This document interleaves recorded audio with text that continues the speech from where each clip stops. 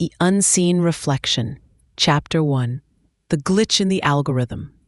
The fluorescent hum of the office building in Seattle, Washington, was a familiar drone to Maya Thorne.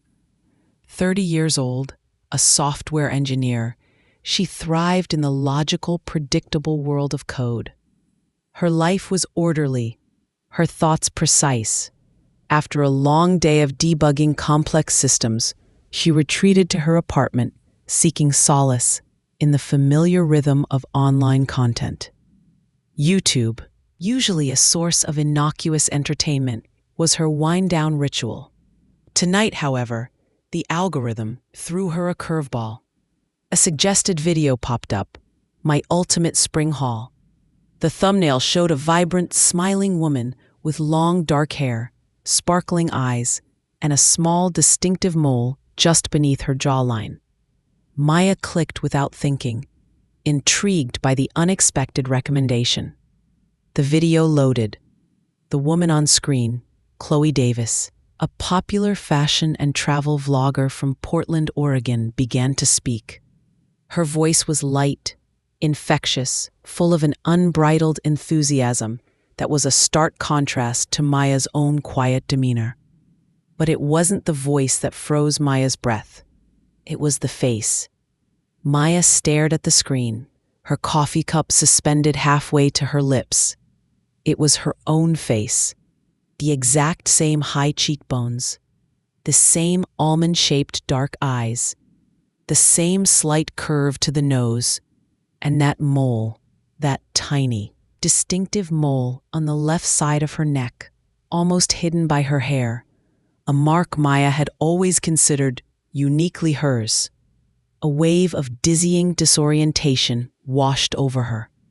It was as if she was looking into a mirror, but the reflection was someone else, talking, laughing, living a life she didn't know. Her twin. No, it was impossible. Maya had always known she was adopted. Her parents, David and Susan Thorne, had told her early on. A quiet, gentle confession. They spoke of complicated circumstances surrounding her birth, a vague explanation that Maya in her logical youth had simply accepted. She had never felt the need to search for her biological parents. Her life with the Thornes was complete, or so she thought. Now a gaping chasm had opened in the comfortable landscape of her existence. This wasn't just a strong resemblance. This was a direct hit from the universe, a glitch in her perfectly ordered life's algorithm. She felt a primal, undeniable connection, a recognition that transcended logic. This woman, this stranger on the internet, was her, or a part of her.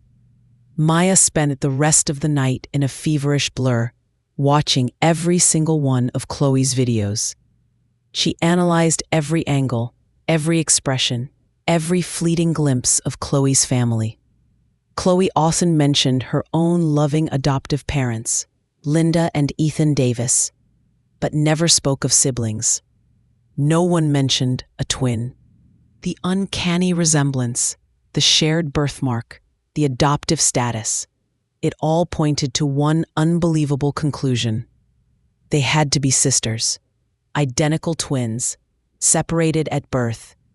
But why? How?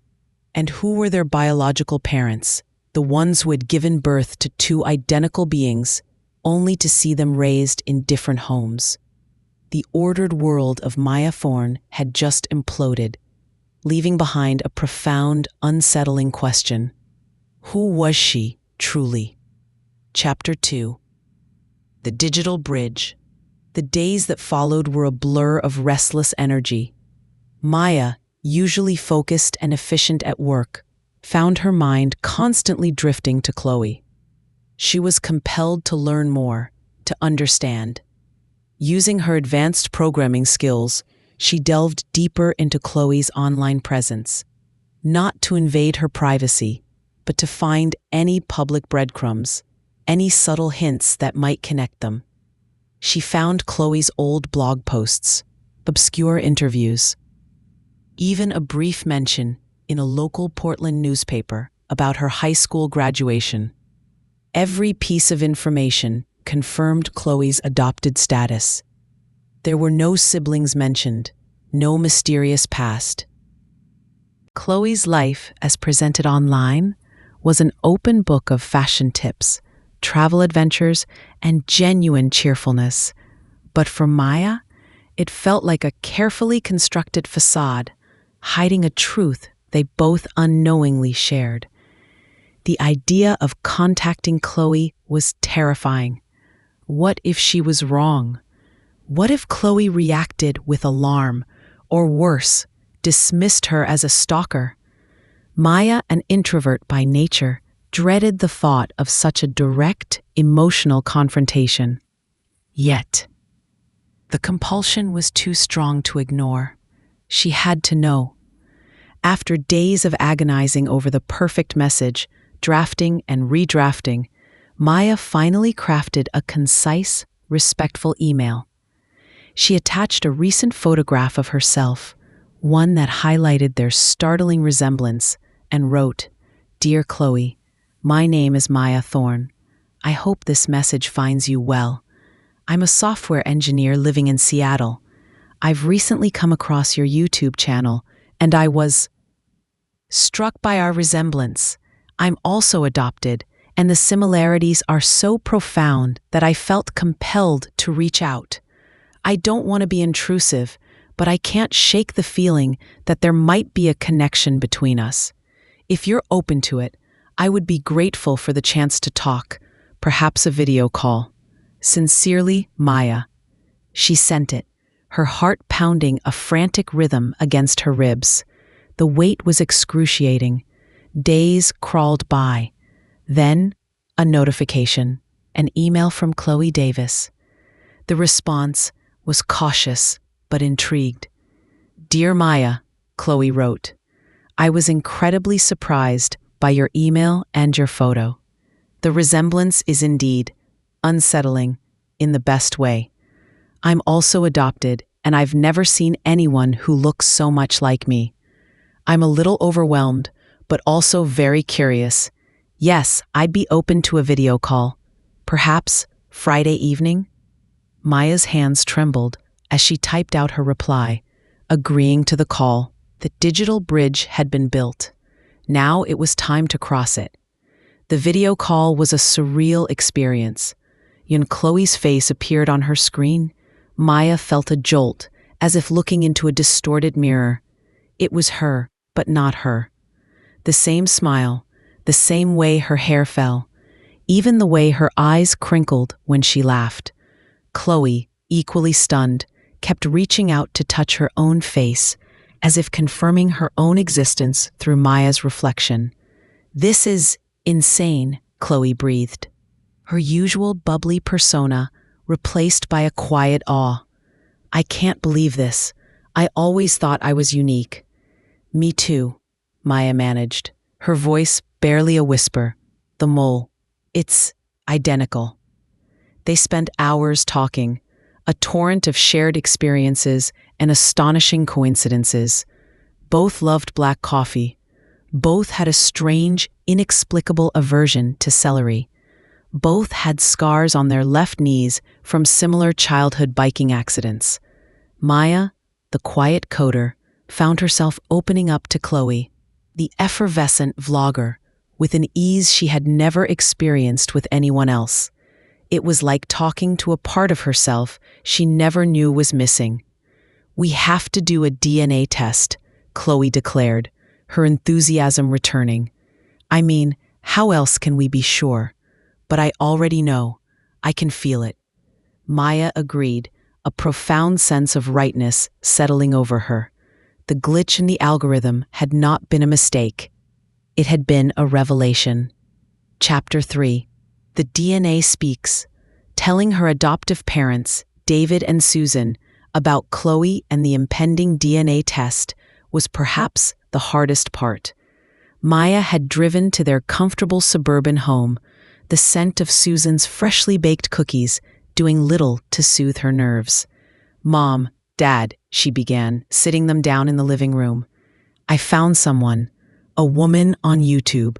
She looks exactly like me, and she's also adopted. We think we might be identical twins." Susan's face paled, her hands clenching in her lap. David's usually calm demeanor shifted, a wary stiffness entering his posture. "Twins, Maya?" Susan whispered, her voice trembling. "But that's impossible." "We were told you were a single birth. They always told me complicated circumstances." Maya pressed gently, her gaze fixed on her parents. "Was there more? Did you know? Did you know I had a sister?" A long, agonizing silence hung in the air. David finally spoke, his voice low, strained. "Maya, darling, we always wanted to protect you. Your birth was unusual. The adoption agency was very clear. There were conditions, strict confidentiality. We couldn't ask questions. We just wanted a child, and you were perfect." Susan, tears welling in her eyes, added, "We never knew about a sister. We truly didn't. They said you were relinquished by a biological mother who needed to remain anonymous for reasons beyond our understanding. We were told she was a brilliant but very private individual, and that you were a healthy baby, and that was all that mattered." Their evasiveness, while seemingly genuine in its distress, only deepened the mystery. Maya left her parents' home with a heavy heart, understanding their desire to protect her, but also feeling the sting of decades of carefully guarded secrets.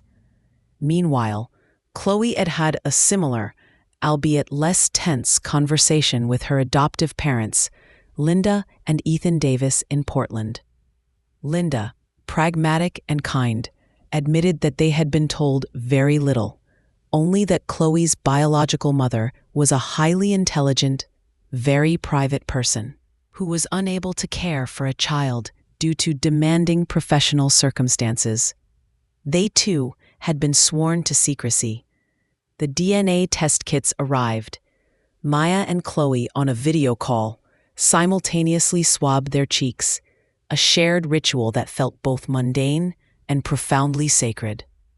They mailed the kits, and then began the excruciating wait. Days turned into a week, then two. The anticipation was almost unbearable.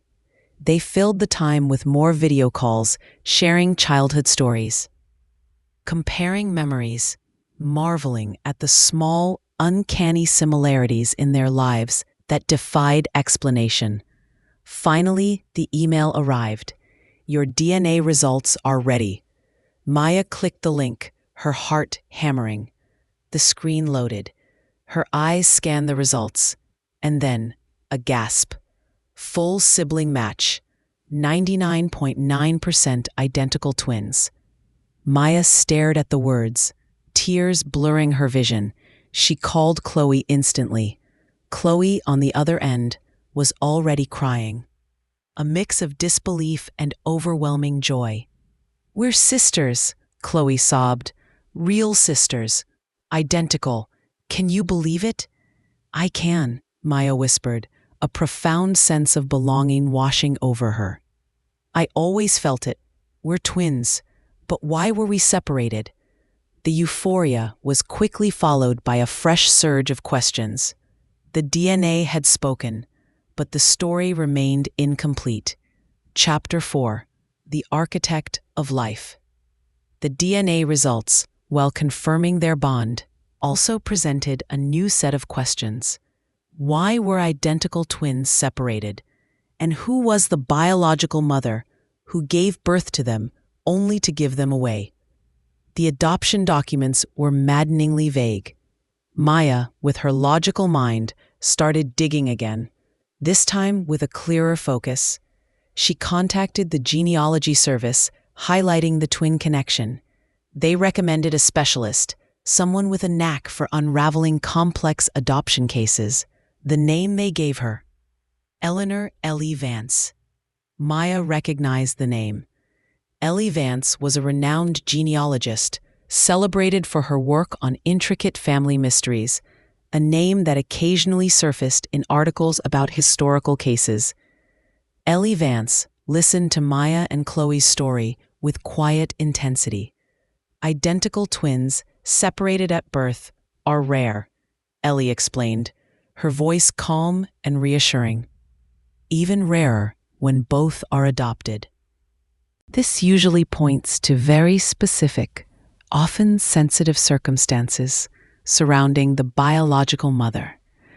Ellie Vance began her meticulous research using the limited information Maya and Chloe had. The dates of their births, the cities of adoption, Seattle and Portland, and the vague descriptions of their biological mother as brilliant and private. Within a few weeks, Ellie Vance delivered her first significant lead. I found a record of a Dr. Anya Sharma. Ellie explained over a video call. A leading researcher in biotechnology, highly influential, but also incredibly secretive. She was working at a prestigious research facility in San Francisco around the time you were born. Her work involved highly experimental genetic therapies. Maya and Chloe exchanged glances. Biotechnology? Genetic therapies? This was far more complicated than they had imagined. Ellie Vance continued. Dr. Sharma was also known for her intense focus, often working in isolation. There are rumors of her being involved in classified research, pushing ethical boundaries to find cures for incredibly rare genetic diseases. A chilling thought struck Maya. Could their biological mother have been experimenting on herself or on them? As Ellie Vance delved deeper into Dr. Sharma's professional life, Maya and Chloe uncovered a fascinating and disturbing detail in their own adoption papers. Maya's documents specifically mentioned not adoption, but temporary guardianship that eventually became permanent. This was highly unusual. It implied that their biological mother hadn't formally relinquished them at birth, but rather placed them in a limbo state, perhaps hoping to reclaim them, or for some specific purpose. The sisters, now a formidable investigative duo, started searching for Anya Sharma's personal records, old addresses, anything that could lead them to her. They found a secluded, often overlooked property in the hills outside San Francisco that had belonged to Dr. Sharma. It was here that Maya found it, a hidden compartment in a built-in bookshelf similar to the one her father had used. Inside a box, and in the box, a collection of Dr. Sharma's personal journals, along with a sealed, undated letter addressed to my daughters. Their hands trembling, Maya and Chloe opened the letter. The handwriting was elegant, precise, almost scientific in its neatness. But the words were raw with emotion. My dearest girls, if you are reading this, then you have found each other. A miracle I prayed for, but dared not hope for. My work, it consumed me. It demanded everything.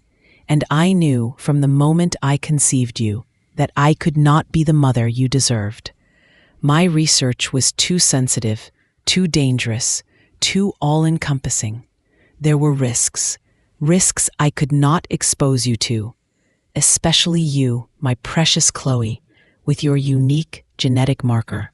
I made the agonizing choice to give you both the chance at a normal life, a safe life, away from the shadows of my work. I chose two families, miles apart, hoping you would never be connected, but knowing that deep down, a part of me longed for you to find each other. I loved you fiercely, my daughters, and I hoped one day you would understand. Look for the faint, distinct whisper in your blood. It is a sign. My final gift. Anya. The letter concluded with a plea for forgiveness and a declaration of unwavering love. Maya and Chloe looked at each other, tears streaming down their faces. Their biological mother hadn't abandoned them out of indifference. She had sacrificed them out of love, out of a desperate, agonizing choice to protect them from a life she couldn't offer. And the unique genetic marker, the faint, distinct whisper, it was the final puzzle piece. Chapter 5. The Whisper in the Blood. The letter from Anya Sharma, their biological mother, brought a storm of emotions. Profound sorrow for a mother they never knew, overwhelming gratitude for her sacrifice, and a new, unsettling understanding of their very existence. The unique genetic marker and the faint, distinct whisper puzzled them. Ellie Vance, the genealogist, helped them connect with Dr. Sharma's former colleagues and access public records related to her research. What they uncovered was a story of groundbreaking but controversial scientific pursuit. Dr. Anya Sharma had been at the forefront of genetic therapy, working on a cure for a rare, aggressive form of inherited autoimmune disease, a disease that, as it turned out, she herself carried. "It's called vanishing syndrome," Ellie explained, her voice somber. "A devastating illness that progressively attacks the body's immune system, leading to a rapid decline. Sharma knew she had a high risk of passing it on to her children. Her research was a desperate race against time, not just for humanity, but for herself and potentially for her offspring. This knowledge added a layer of profound tragedy to Anya's decision. She hadn't just given them up. She had given them a chance at life, a chance to escape a terrible genetic inheritance. The unique genetic marker and the whisper in the blood were not a scientific experiment gone wrong, but rather a specific, rare, and harmless genetic anomaly that Dr. Sharma had, in her intense scientific mind, used as a private marker of her biological children. She had wanted to track them, to know they were okay, without interfering in their lives. This benign marker was part of her research protocol. One child observed under one condition, Chloe, and another under another, Maya, to see if her work was truly able to eradicate the disease. It was a scientific mother's desperate attempt to leave a breadcrumb trail, a hope that they would one day find each other, healthy and safe. The pieces now fit. Anya, burdened by her own illness and the all-consuming, highly secretive nature of her work, had made the heartbreaking choice to place her daughters for adoption. Chloe's unique marker, a specific benign anomaly that Anya had identified, made her part of a specific research protocol that was less restrictive than Maya's. This explains the slight difference in their adoption documentation. Maya, the ideal child with no discernible risks, had been placed under a stricter, more secretive guardianship, while Chloe's records hinted at a slightly different path. Anya had hoped that one day, her daughters, through the genetic marker and their striking resemblance, would find each other and understand her sacrifice. Maya and Chloe, now filled with a deep sense of understanding, confronted their adoptive parents one last time, sharing the full story of Anya Sharma. David and Susan Thorne, Maya's parents, finally confessed everything. They had been chosen by a very discreet agency, directly connected to Anya Sharma's research team, specifically because they were a stable, loving family who lived far from San Francisco. They had been told that the biological mother was a brilliant but terminally ill scientist who needed to secure her child's future away from her dangerous experimental work. They were sworn to absolute secrecy, told that breaking the silence could jeopardize critical medical research and potentially put their daughter at risk. They had accepted, out of a deep desire for a child and a profound empathy for the mysterious, dying mother. Linda and Ethan Davis, Chloe's parents revealed a similar story, though their records hinted at a slightly different protocol due to Chloe's unique genetic marker.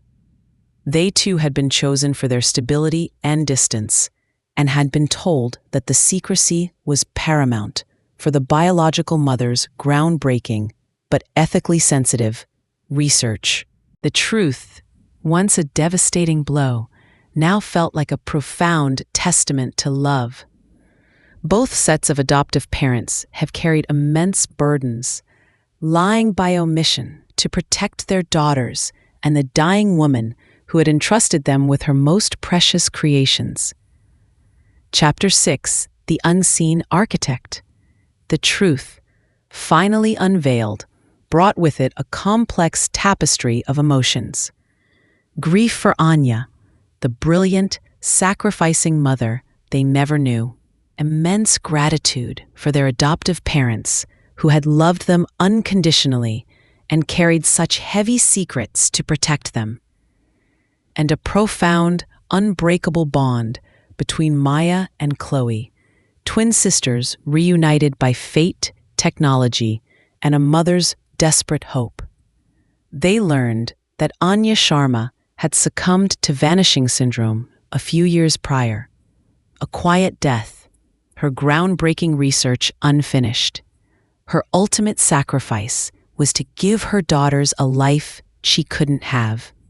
Maya, the logical programmer, and Chloe, the vibrant vlogger, were reflections of each other, yet uniquely shaped by their separate upbringings. Maya, in her quiet analytical nature, found solace in dissecting the complex layers of their story, piecing together the scientific and emotional puzzle of Anya's life. Chloe, with her extroverted charm, channeled their discovery into a narrative, openly discussing the profound impact of finding her twin and the truth about their biological mother on her YouTube channel, inspiring thousands with their story of unexpected connection and hidden identity. Their shared genetic marker, the whisper in the blood that Anya had mentioned, turned out to be a benign, incredibly rare blood type, a unique identifier that had been part of Anya's observational study. It was a harmless but distinctive trait that had been a silent confirmation of their biological link, a secret whisper only they and their mother knew. Maya and Chloe decided to visit Anya Sharma's memorial. It was a small, understated plaque on the grounds of the research facility in San Francisco, tucked away in a quiet garden.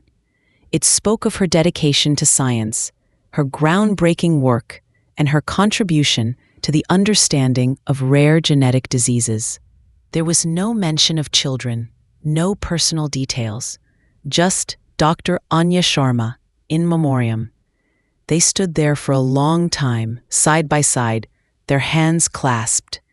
They felt the weight of her sacrifice, the genius of her mind, and the profound, silent love she had carried for them.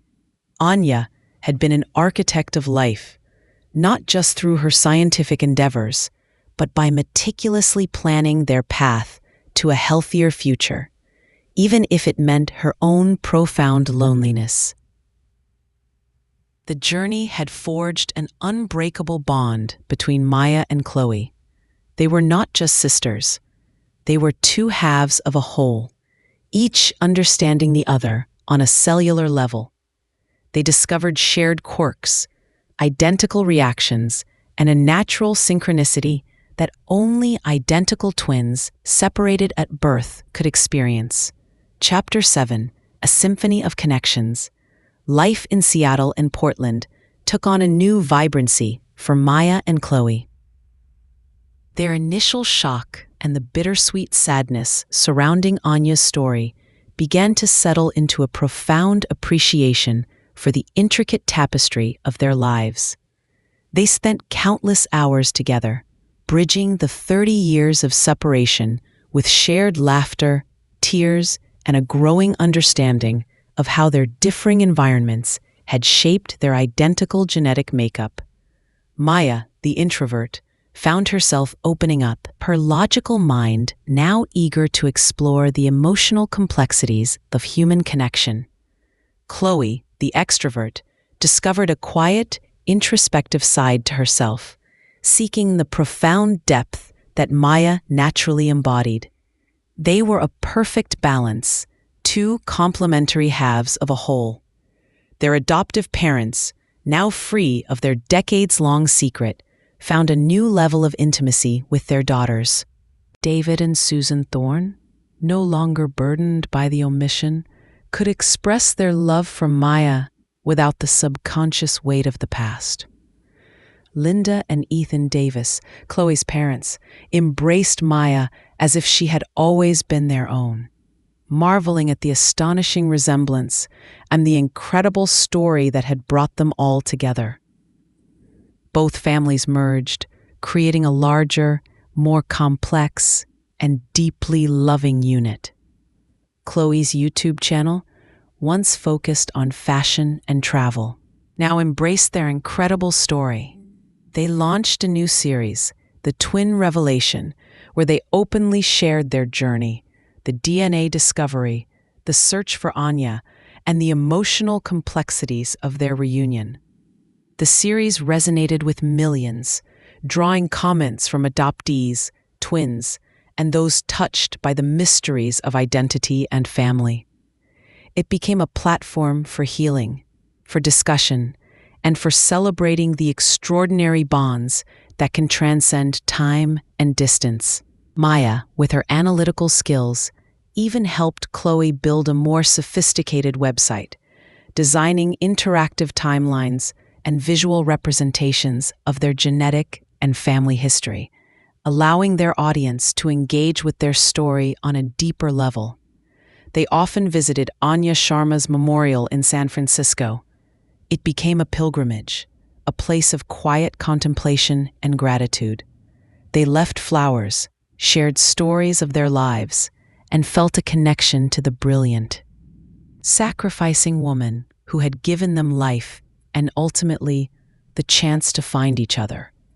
They understood that Anya's experiment was not cold or dehumanizing, but a desperate, loving attempt to secure their health and future, a testament to a mother's profound desire for her children's well-being.